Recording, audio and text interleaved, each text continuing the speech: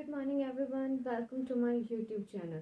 सो students, previous videos में हमने respiratory system discuss करा, डाइजेस्टिव सिस्टम डिस्कस करा था एंड सर्कुलेटरी सिस्टम।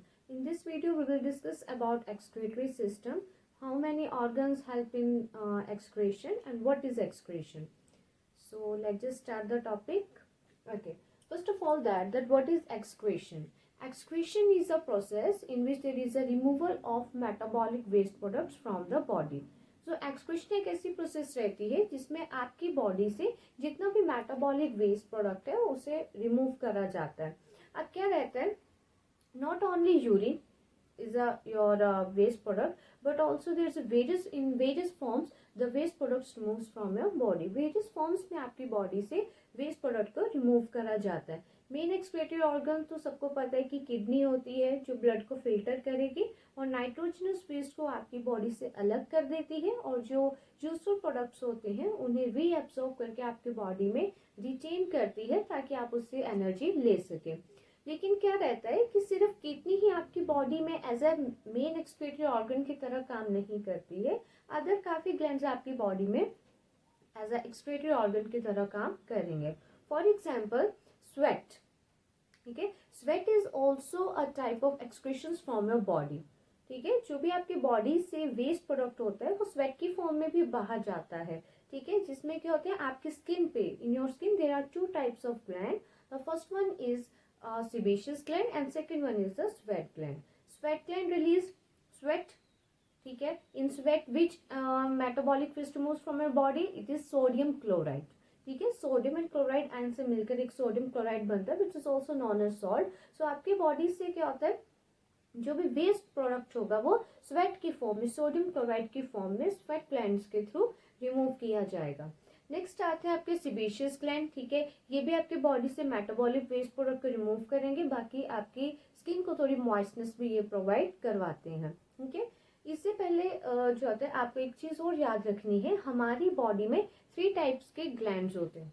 ठीक है, क्या होते हैं हमारी बॉडी में, जो एक्सोक्राइन, ठीक है, एक्सोक्राइन एंड एंडोक्राइन पढ़ा होगा आपने।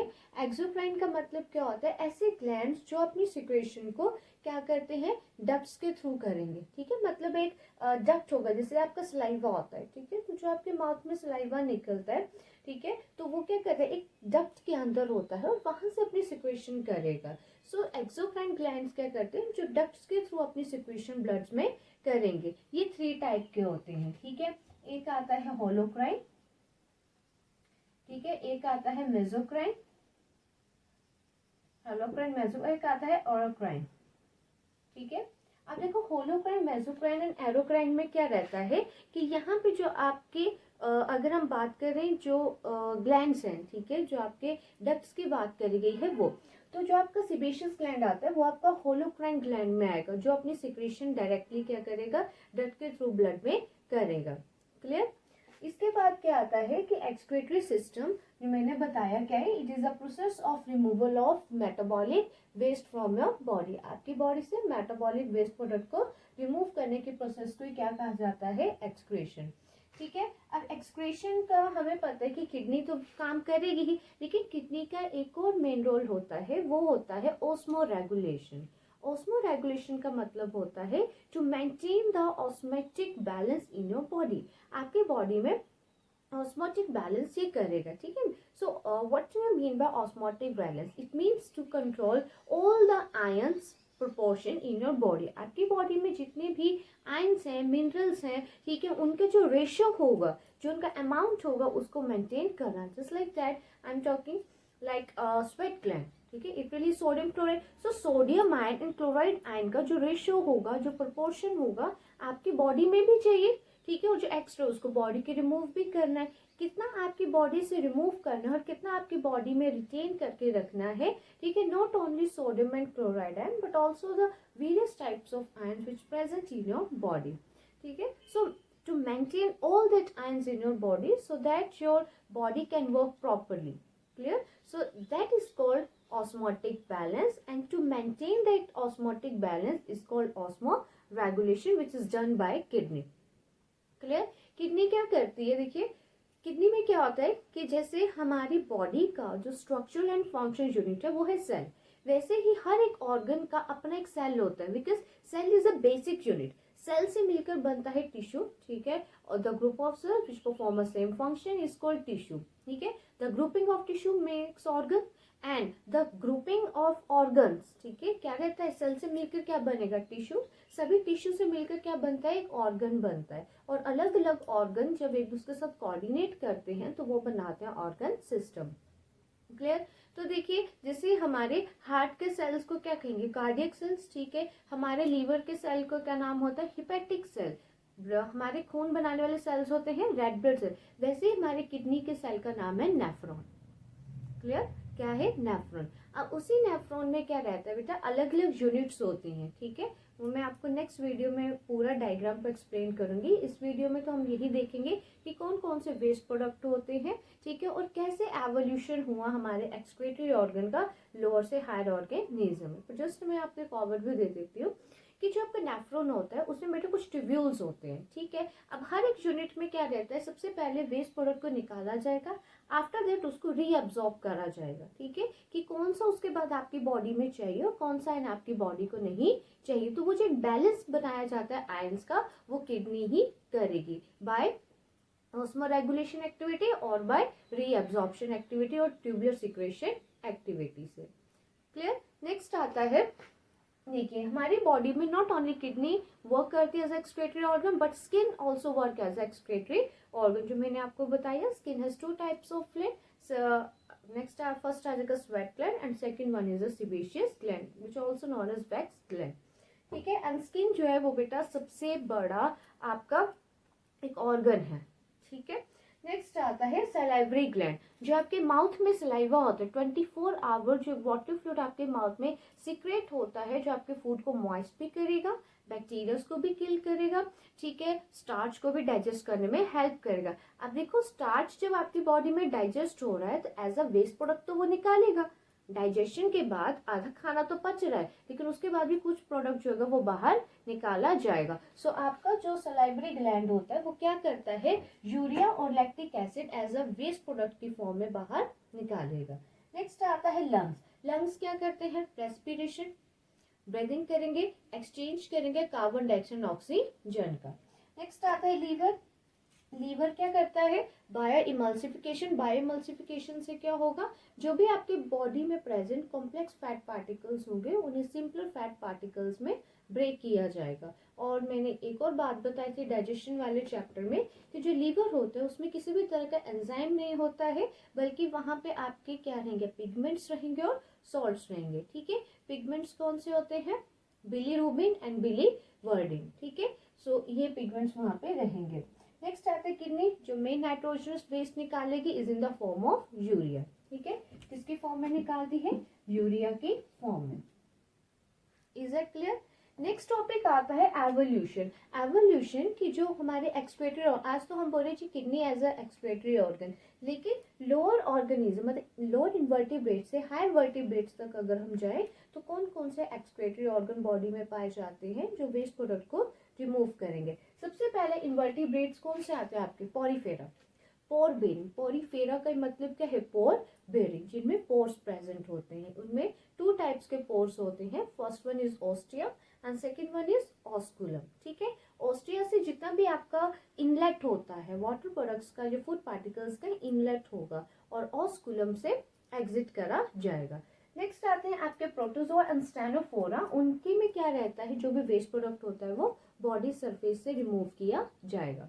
Next is प्लेटीहेल्माइन्स। प्लेटीहेल्माइन्स होते हैं आपके फ्लैटवर्म्स, क्लियर। इसमें आपके क्या आ जाएंगे, फ्लैटवर्म्स आ जाएंगे, ठीक है। अब प्लेटीहेल्माइन्स के फ्लैटवर्म्स में क्या रहता है, जो वेस्ट प्रोडक्ट होता है उसको किसकी फॉर्म में रिमूव करा जाएगा, प्रोटोनेफ्रिडिया की फॉर्म में। कैसे करा जाता है, प्रोटोनेफ्रिडिया। इन्हें फ्लेम सेल्स भी कहते हैं और सोलेनोसाइट्स भी कहा जाता है, ठीक है। नेक्स्ट आते हैं बेटा आपके पास, दैट इज एसिल माइन्स, ठीक है। एसिल माइन्स होते हैं आपके राउंड वर्म्स। क्या आ जाएंगे इसमें आपके, राउंड वर्म्स। इसका एग्जाम्पल आता है एस्कैरिस, ठीक है, एस्कैरिस लुम्ब्रिकॉइड्स। क्या आता है, एस्कैरिस लुम्ब्रिकॉइड्स, ठीक है। अब क्या रहता है, जैसे प्लेटीहेल्माइन्स है आपके, ठीक। प्लेटीहेल्माइन्स में आपने याद रखना है फैस्क्यूला हिपैटिका, एग्जाम्पल दे रही हूँ, ठीक है, फैस्क्यूला हिपैटिका, ठीक है। वेस्क्यूलर हेपेटिकल लिवर फ्लूइड। क्लियर। एसिल माइंस में कौन से आते हैं, आपके राउंड वॉर्म्स आते हैं, ठीक है, और उसका एग्जाम्पल आता है एस्कैरिस, और उनमें जो ऑर्गन होगा एक्सक्रीटरी ऑर्गन जो वेस्ट प्रोडक्ट रिमूव करेगा वो है रेनिट सेल। क्या है, रेनिट सेल। और ये जो रेनिट सेल होता है ये एच की फॉर्म में होता है, इट जस्ट लाइक दैट, ठीक है। तो अगर आपको ऐसा नहीं कि एच शेप जो आपका ऑर्गन है वो किस में आता है, तो वो एसिल माइंस में आता है, रेनिट सेल उसको बोलते हैं। नेक्स्ट आते हैं आपके एनालिड्स। एनालिड्स का बहुत इंपॉर्टेंट एग्जांपल आपने देखा होगा, दैट इज अर्थवॉर्म, ठीक है। क्या आते हैं आपके, अर्थवॉर्म। क्लियर। अब ये जो आपके एनालिड्स होते हैं, ये जो आपके एनालिड्स होंगे, इनको अगर क्लासिफाई करें,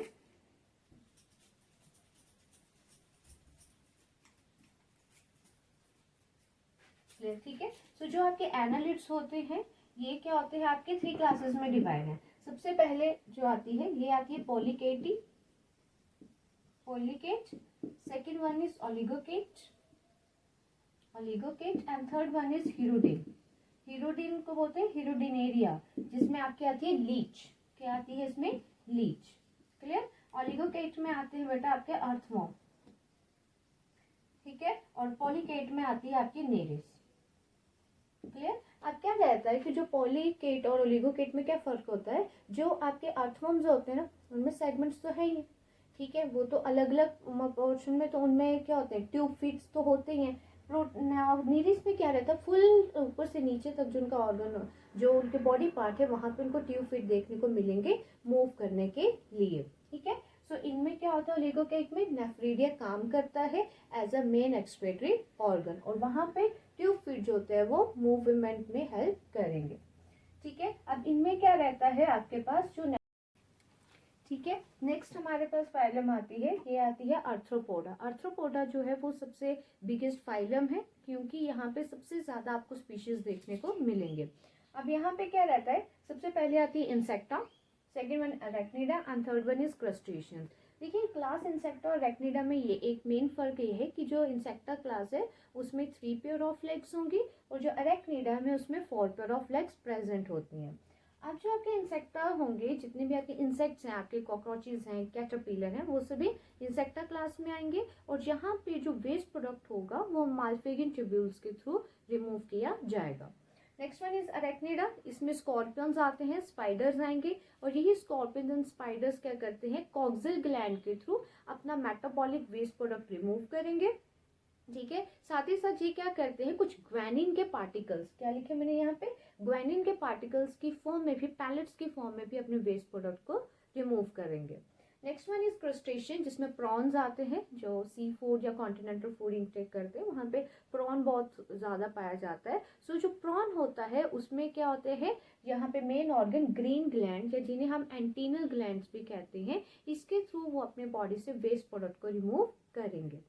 क्लियर। तो इंसेक्टा में माल्फिगिन ट्यूब्यूल्स हैं, अरेक्निडा में स्कॉर्पियंस जो एंड स्पाइडर्स जिसमें आएंगे उनमें मेन एक्सक्रीटरी ऑर्गन कौन आएगा, उनमें आएगा कॉक्सिल ग्लैंड, और किसके फॉर्म में होगी, ग्वैनिन पैलेट्स की फॉर्म में वेस्ट प्रोडक्ट को रिमूव करेंगे। And third one is crustacean, जिनमें प्रॉन्स आएंगे और वो ग्रीन ग्लैंड्स के थ्रू वेस्ट प्रोडक्ट को रिमूव करते हैं। Next one is Mollusca. Mollusca क्या होते हैं, जहाँ पे 3 मेन ऑर्गन्स आते हैं, एक आता है फूट, ठीक है, एक आती है उनमें फूट के साथ क्या होता है, मस्कुलर फूट होता है, एक बॉडी होती है हम्प लाइक, और वहां पे क्या होता है, ऐसे जो बोलते हैं ना स्नेल की जैसे आपने स्ट्रक्चर देखा है स्नेल, ठीक है, तो वहां पे क्या होता है, एक ऑपरकुलम सा कुछ बना हुआ होता है ऊपर, जो एक हम्प सा होता है, ठीक है। तो यहाँ पे मस्कुलर फूट जो होता है वो पाया जाता है इन ऑर्गेनिज्म में। मोलस्क में क्या होगा, पाइला एंड जूनियो में देखा जाए तो वहां पे क्या होता है कि मेन जो ऑर्गन होगा बेटा ऑल मोलस्क्स में एक्सक्रीटरी ऑर्गन, वो आता है ऑर्गन ऑफ बोजेनस। कौन सा आएगा, ऑर्गन ऑफ बोजेनस, ठीक है, BOJANUS। क्लियर। और जो यूनियो है उसमें आएंगे कैबर्स ग्लैंड। तो अगर आपको है कि यूनियो में कौन सा एक्सक्रीटरी ऑर्गन होता है, तो उसमें होता है कैबर्स ग्लैंड, जो वेस्ट प्रोडक्ट को, मेटाबॉलिक वेस्ट प्रोडक्ट को रिमूव करेगा। Is it clear. नेक्स्ट आती है हमारे पास एकाइनोडर्मेटा।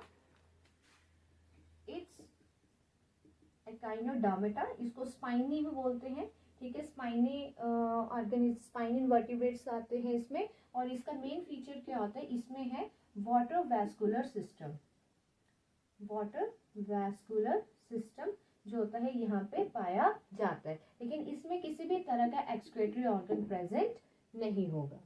क्लियर? तो ये सब थे हमारे इनवर्टिब्रेट। इसके बाद आते हैं हमारे पास प्रोटोकॉर्डेट्स। प्रोटोकॉर्डेट्स में कौन से आएंगे? ठीक है, इसके बाद आते हैं प्रोटोकॉर्डेट्स। प्रोटोकॉर्डेट्स में कौन आएंगे? प्रोटोकॉर्डेट्स में एक आते हैं यूरोकॉर्डेट्स और एक आते हैं सिफेलोकॉर्डेट्स। सिफेलोकॉर्डेट्स,